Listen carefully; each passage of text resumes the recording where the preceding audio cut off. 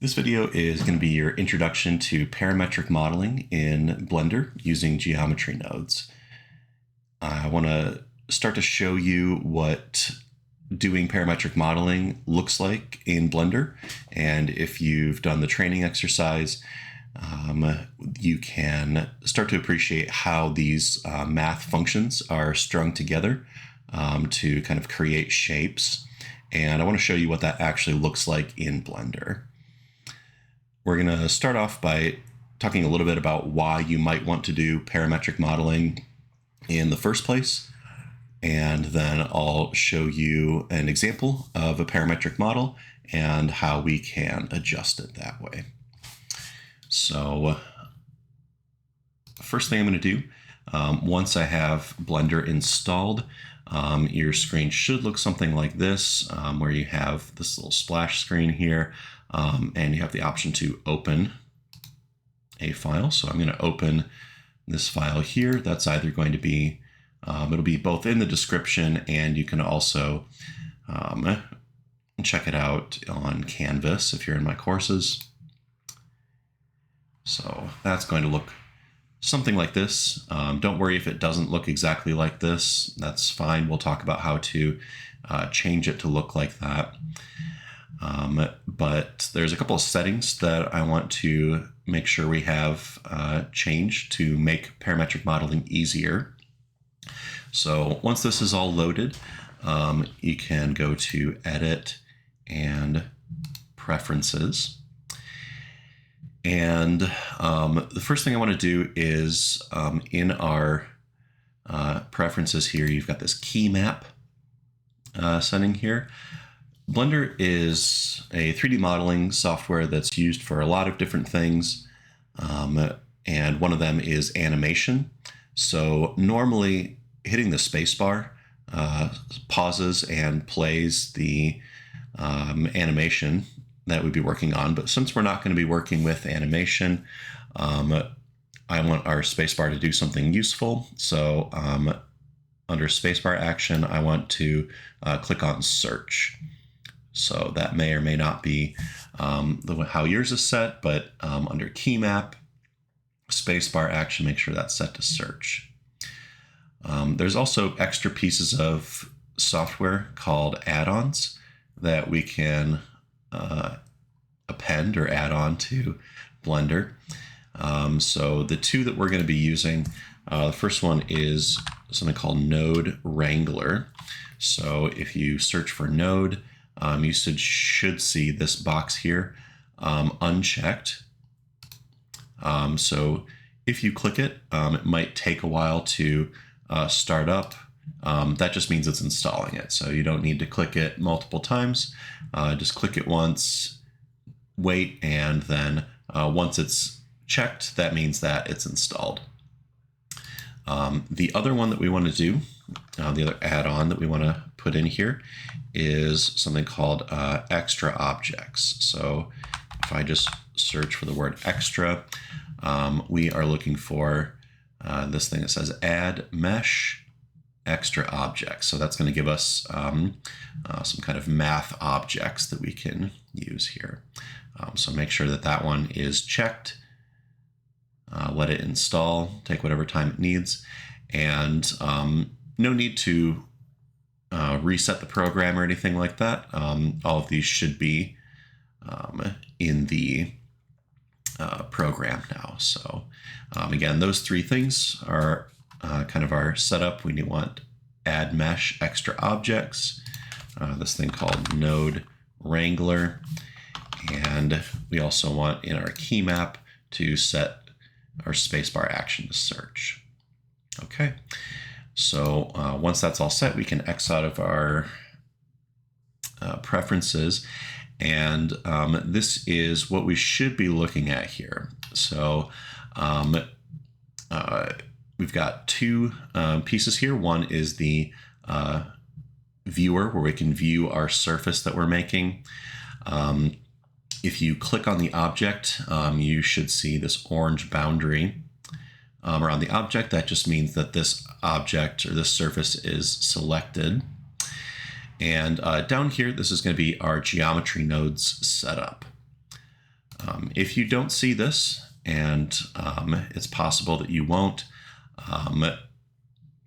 it may be that you're in the wrong tab. So there's a lot of different ways to look at this same object here.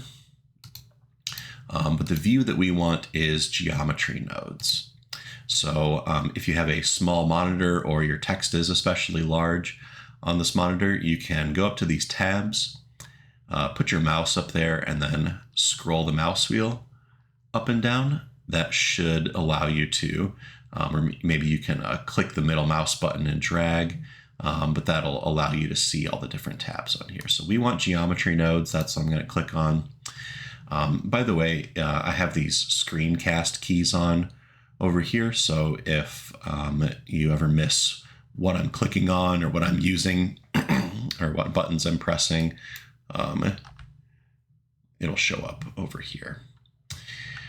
Okay, so for this setup, I want to show you why we might want to do parametric modeling.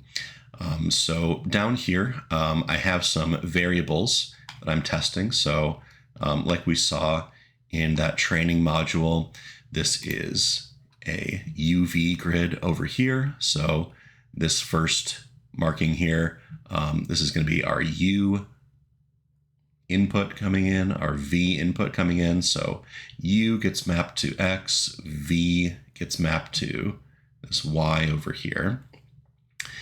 And then U and V are also being put through these math nodes here. So for example, this is the equation 12 times U. So I would take my U, plug that into this multiply node, and what do I multiply by? That's this number here, 12. I take the sign of that, I add this, divide, and combine, finally, to put this back into my surface over here. The nice thing about parametric modeling is once you've set all this up, you can see how changing these variables changes this in real time. So if I take something like this 12 here and I change it to 8, you can see how the mesh changes with that setting. You can also click and drag. I think that's a really nice effect where you can kind of see how it looks. If I slide that up and down, you can see in real time what it's doing to that mesh, into the shape of that mesh. That is, in a nutshell, the benefit of parametric modeling. I'll show you a more traditional way very quickly, so you can see what a traditional version of this model might look like.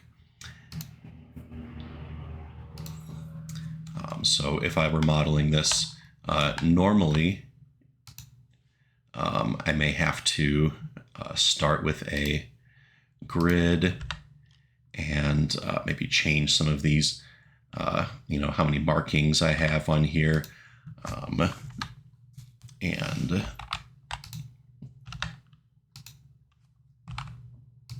maybe start to move these individually. Right now I have a what's called proportional modeling on here, so I can get these smooth curves on there. Even with this add-on that I have here, if I want to add this, so this is why we added the extra mesh objects. If I go to add mesh and go to math function, we have this option to add a X, Y, and Z equations on here.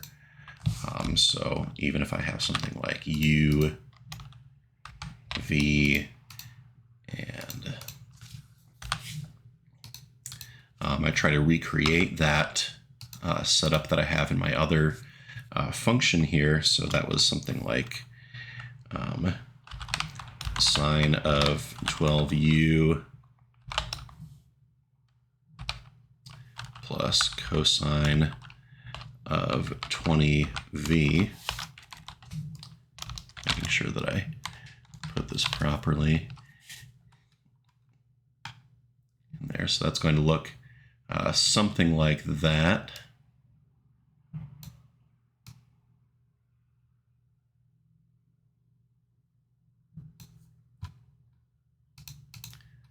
And then this whole thing was divided by some value on there, so I'll divide that by 3. So that gives me something like what I was looking at before. But the problem is, let's say I look at this and say, oh, this is nice, but I want to maybe make this a little smaller, or I want to make this more wavy along here. The only way to do that is to go ahead and add that same object and start playing with these adjustments here. So maybe I hit 5, make that object,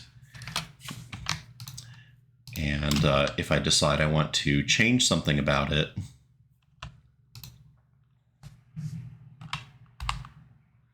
all right, let's say I want to add this type of roof effect to it. There's no changing it after the fact, right? Like this, all this geometry is set in place, and we can't go back and make it more wavy. If we've built a house around this design, or an entrance or a interior feature, that's all going to be set in place. We can't go back and change that. So not true with this parametric modeling and geometry nodes. With that, we can undo and go back as far as we want, and still be able to make that adjustment at any point on here, right? We can go back and change this object, and it'll still have that same effect. Okay, so that's why we use parametric modeling. So let's get into a little bit more of the mechanics of how this works. One thing that I can do is, in addition to adjusting these variables over here, and so this will also change if I adjust this divide thing on here. That'll also change my objects. I can also change the setup of my UV grid. So right now you can kind of see, and again, I'm finding this object by just scrolling in and out on the mouse wheel. I can rotate around this object by clicking the middle mouse button and rotating around here. And if I want to pan around here, you can use the hand, or the keyboard command is holding Shift and the middle mouse button on there. So that'll pan around. So a combination of that, you can kind of get used to moving the camera around. Anyway, so there's my object. So in addition, you can see it's a very blocky setup over here.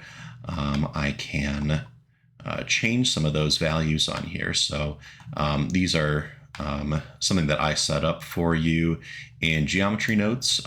If you're interested to see what this looks like, you can click on this node up here, this UV min max adjuster. It says press tab to look inside. You can hit tab and kind of see how all these different things affect the UV grid. But if we want to change some features about the UV grid, maybe make it less of a jagged edge, or make it larger or smaller, that's going to be over here in the wrench menu. So I want to make sure that this object is selected, and I know this object's selected because it has this orange outline around it. So if it has that orange outline, I click on this wrench here, and these U min and U max. So that's just setting the upper and lower limits for my U region. So when we talked about that region in 2D space, right, we're adjusting where U starts and stops and where V starts and stops with my UV min and max. So I'll choose those values there. And you can see that I still have this, if I count along this axis here, this U axis, I've got 1, 2, 3, 4, all the way up to here. I have 36 of these points here. And let's say that I want to make that more smooth. What I can do is increase this number. So right now it's 36. I'm going to change that to 128. So now along this x-axis here, you can see that I have these, many more points along here, and that's going to give me a nice smooth curve in that direction. And I can do the same thing with this over here. If you don't see this, or if these don't seem to be making changes in your object, one thing that may be happening is you may be in edit mode. So I started this object just to kind of give you a nice visual cue if you're in the wrong mode. I started with Blender's mascot. This is Suzanne the monkey. And so if you see Suzanne the monkey, what that means is that you are in edit mode. All right. So the way to change back to object mode, that's the one we want to be in for this, is to click over here and say object mode. Okay. You can also, if your mouse is in this area over here, you can hit tab, and that'll change you from object mode to edit mode. So we want to be in object mode up here. Your cursor has to be up here when you're hitting tab. Down here, it'll dive into these nodes. So again, I hit tab down here. That's going to dive into a node that might be more complicated, and then tab to get back out. Here, tab is going to change you between edit mode and object mode. So we want to be in object mode with this object selected with this orange outline around it. Okay. So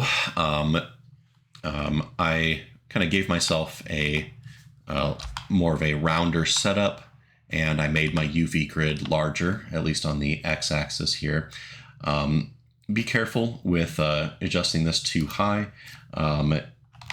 This is very efficient with being able to process a huge amount of these vertices on here. So right now I've got 2048 times 2048 of these little points on here defining this. You can see it's really nice and smooth.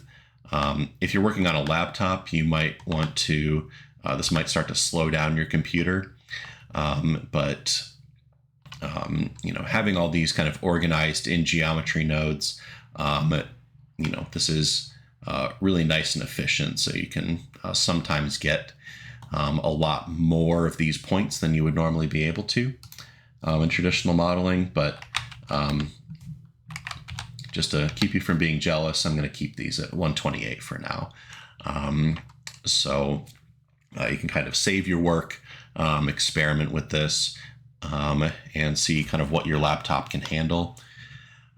Just know as well that if you mess something up, or if you're afraid to kind of touch some setting and see what that button does, you can always just go back and re-download the original file. It'll be in this exact same state, so feel free to experiment with stuff as you're working through this. Okay, so the next thing I want to go over is how to change these nodes, not just by sliding the values, but how to actually add and subtract these, or delete these nodes. So right now I have an equation that's something like 12u So sine of 12u gets added to cosine of 20v on there. So that's the current setup. So those two get added together. I'm going to delete this node. So if I select this node, if I click on it and I hit either delete or X is delete by default in Blender, you can see here's my UV grid, right? It's no longer, I've kind of severed that connection on there. So if I want to add a node here, this is why we used our space bar or changed that space bar. If I put my cursor right here, I can hit the space bar.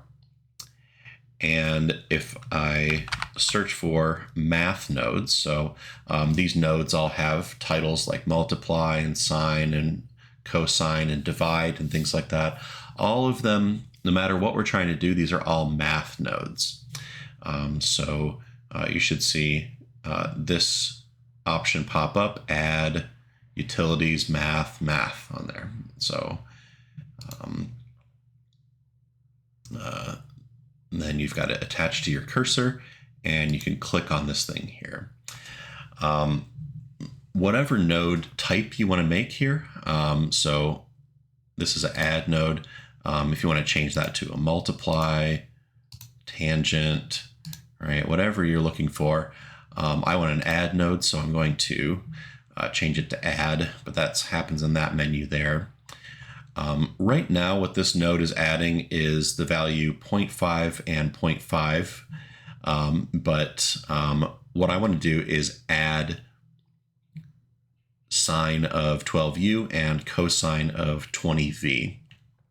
So if I want to connect these nodes, it's just as simple as clicking and dragging.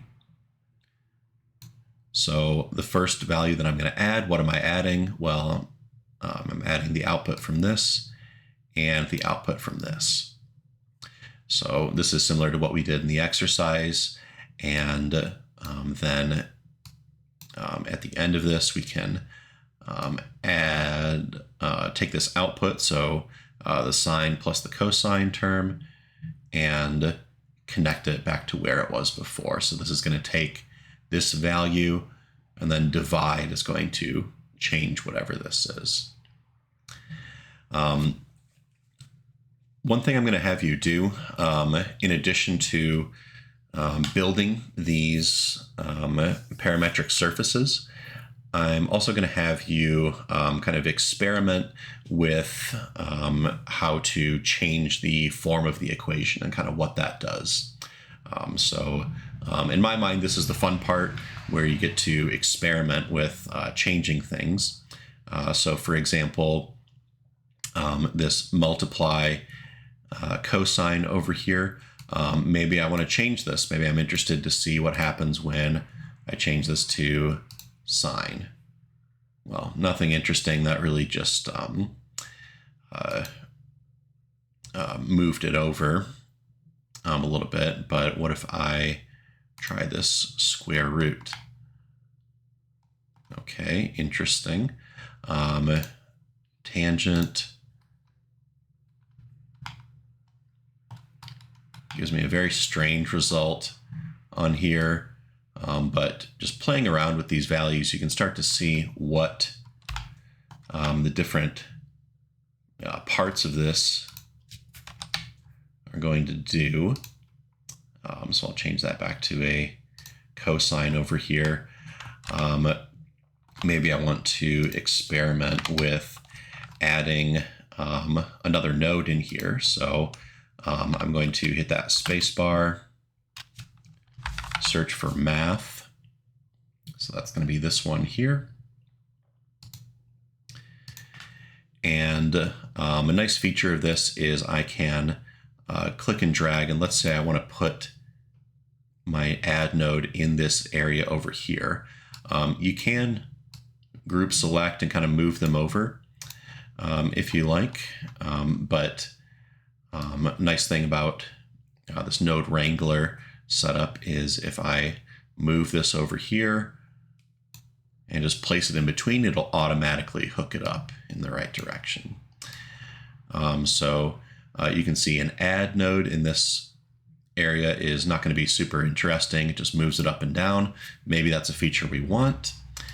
But if I put a multiply node in there or a power node in there, yeah, now we can start to see I get some interesting pieces in here. Right, so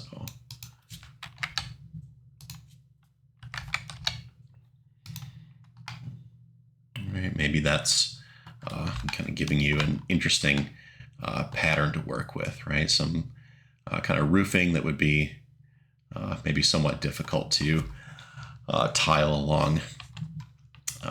In any event, once you have your equations in class, I want you to be experimenting with these, seeing what works and what doesn't.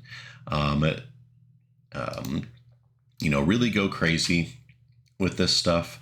Another thing that you can experiment with is adding nodes. So if another way to add a node rather than hitting spacebar is to do Shift A. And if you look at these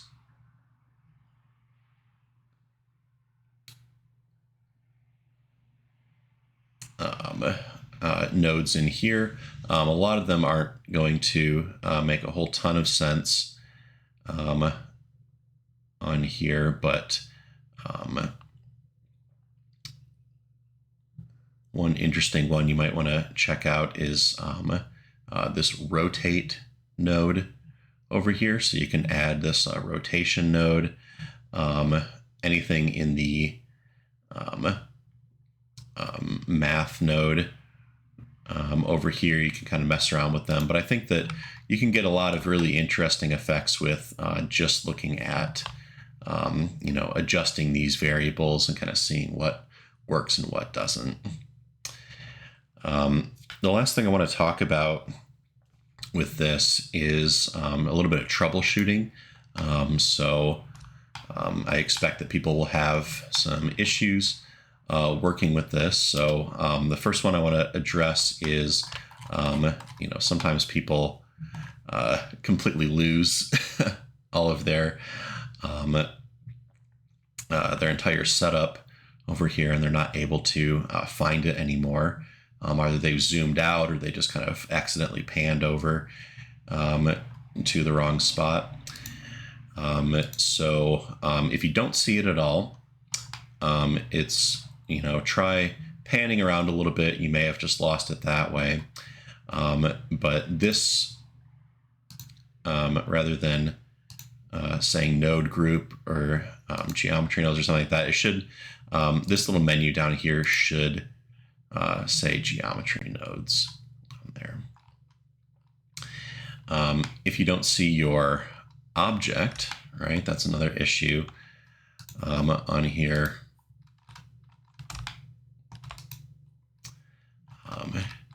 You may need to zoom out as well.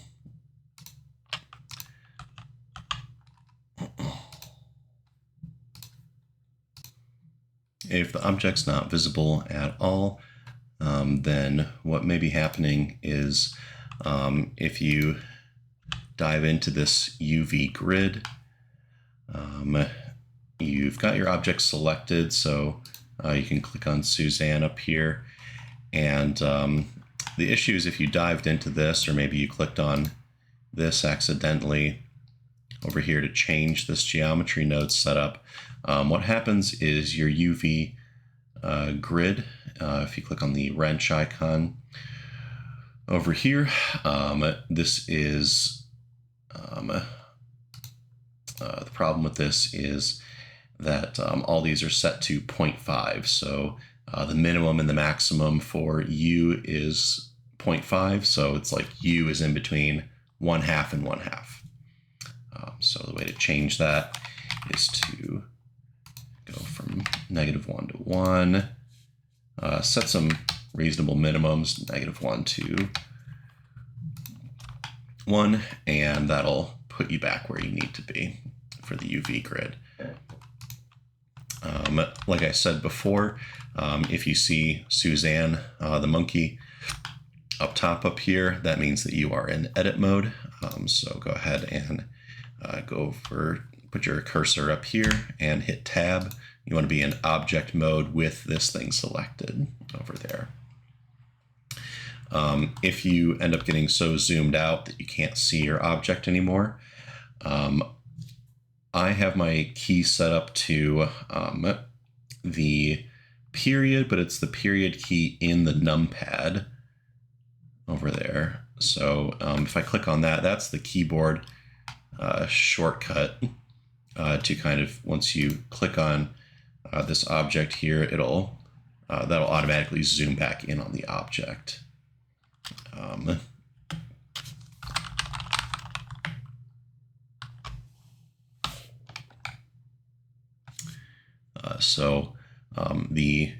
If you hit spacebar, the command for that is view selected. So if it's not showing up at all, maybe hit spacebar, view selected.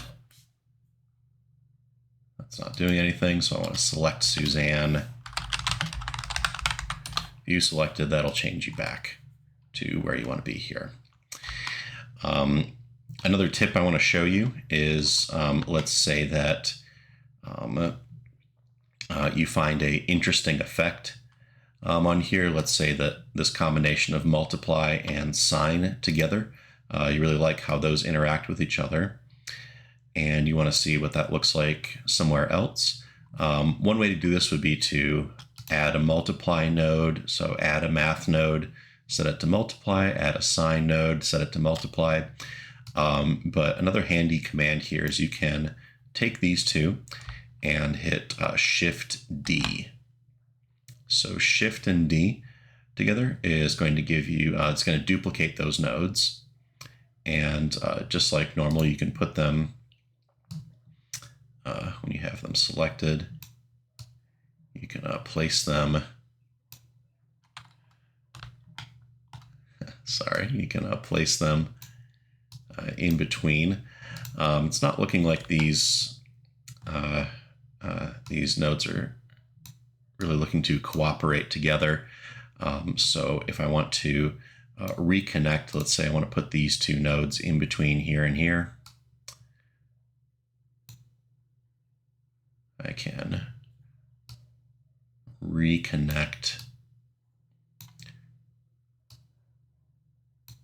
my nodes and put them over here like that. All right.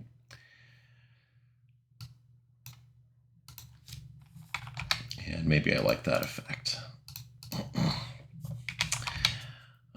The big thing with this, again, like I said, is feel free to change anything you want on here, right? You're not going to break it. And even if you do break it, you can always go back and look at the original file, right? That won't change. That'll still have the same setup on here. But I think that making these adjustments, right, you can start to get some interesting shapes on here. This is just a very simple, sort of egg carton wavy surface. And next time what we'll see is that we have some brand new surfaces to work with. Another thing that might be happening is if you can't find so I have a lot of students that say I can't find a add node or a multiply node that I want. All of those are under math. So every single one of those is called a math node. So rather than searching for add or subtract, right? Every single one of these nodes, regardless of what math function, they're all called math. So you want to add them that way. If your computer's running slow, a couple things you might want to try changing here. One setting is in this render setup. I've set it to EV. That's usually the one that works best on people's computers, and but you can experiment. Maybe cycles is going to work better. Maybe EV works better. Another thing that might be happening is right now this is kind of in a viewport or a view mode that's not really the actual final object. So I'm looking at this in this mode over here. Again, you might have to mouse wheel kind of in that same area where it says object mode. You might need a mouse wheel over. But these are the different ways to view the object. I'm staying in solid mode. This is with a little bit of lighting, and then this is a little bit closer to what the actual render is going to look like. So I want to make sure this solid white circle is the one that's selected, and that'll be my setup. Another reason your computer might be running slow is if you go to that wrench menu. So I'm going to select my Suzanne object. Another reason why this might be running slow is that you have way too many vertices on here. So I would say start at 128 and 128. Maybe save your file as something, just kind of an experiment before you start going too crazy with it.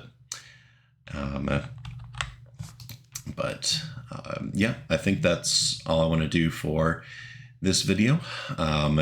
Next time in class, I'll kind of give you some equations and have you start building these on your laptop, and we'll do some troubleshooting as well.